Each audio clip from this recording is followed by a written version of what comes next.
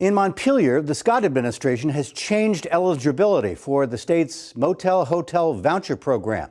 It's an emergency housing program that expanded dramatically at the start of the pandemic. Up to 2,000 households have been living in motel rooms at taxpayer expense for more than a year now. Price tag $80 million so far. Well, with the health crisis now winding down, the program is too. Officials estimate about 650 Vermont households must leave their motels this week. And with a critical shortage of available apartments across Vermont, it is not clear where those people are going to go. Homeless service providers across the state are working with households that will not be eligible for continued housing beyond July 1st to develop transition plans. To support these plans, an essential payment of $2,500 will be provided to each of the households, and service providers also have access to what are called rapid resolution funds of up to $8,000 per household to help meet their needs. The goal is to transition households to other housing options. Under the new rules, seniors, those with young children, those with a disability, or anyone fleeing an abusive home can stay in the motel program for now. But the administration, as you heard, said it was never designed to be a permanent solution to homelessness. Joining us this morning, Chief Tim Bombardier with the Barre City Police Department. He's also the new president of the Statewide Association of Chiefs of Police. Tim, welcome. You have some concerns about the unwinding of this motel voucher program. Tell us about that. I have concerns here in Central Vermont. The last count that I'm aware of, there was going to be roughly 72 households without a roof over their head. A household could be a single person, or a household could be two adults with a small child or small children.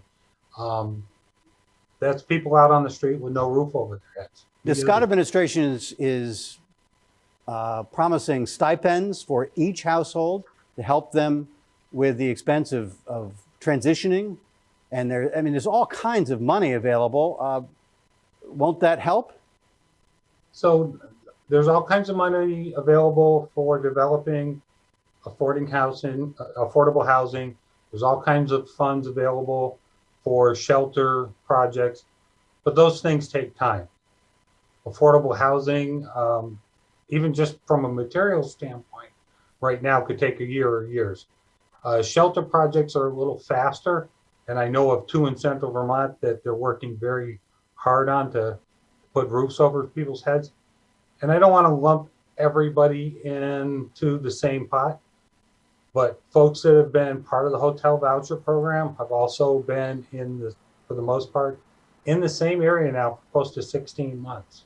If you were going to reach those people, particularly the people who have other issues besides the lack of a roof over their head, people with mental health problems, people with substance abuse problems, if you were going to reach through to them and get some care to them, you think it would be when you had folks all in one place and you knew where everybody was. When people who are without a roof over their heads and fending for themselves, $2,500 or $4,000, whatever the amount happens to be, has the potential to turn somebody into a victim.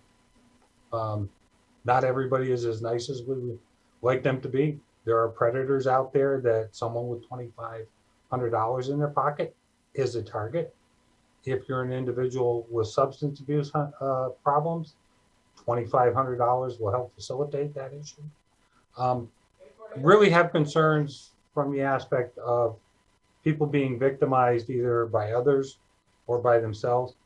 The public safety aspect of it, we will deal with the public safety aspect just like we've had to deal with it the last 15 and a half months. What would you say about the condition of some of these motels in your community where the taxpayers have been footing the bill now for all this time?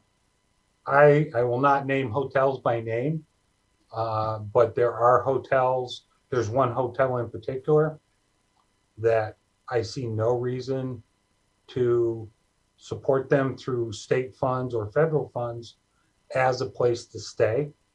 I don't think the environment's healthy. I don't think the environment is conducive of, you put this roof over somebody's head, you put them in this hotel room. This does not say, I care about you as a human being. This is, you got dumped here. That's my perspective on this one hotel. I would never put anybody there. And yet the taxpayer is spending, what, 75, 80 bucks a night for each one of these folks? Yeah, I think it's closer to 80. And some of these hotels around the state that are really questionable have managed to stay solvent during the pandemic as a result of, it's a room to stay in. Yeah. And in some cases, it's just barely a room to stay in. So where do you think these folks are going to go? We've heard so much about the, critical shortage of affordable housing in our state, and as you point out correctly, going to take time to build more. What's going to happen next weekend? I have heard everything from people going back to campsites, either campsites that they find on their own, or in some cases, I know they're trying to put up community campsites. Campsites come with their own hazards. Some of these people that were without a home at the time of the pandemic and took advantage of the hotel program were people that had at one time had resources in the form of couch surfing that probably don't exist for them anymore. Yeah. And whether they redevelop them, I'm not sure. I don't think anybody's really sure what's going to happen the first week of July. Chief Tim Bombardier from Berry City PD, thank you very much. You're welcome.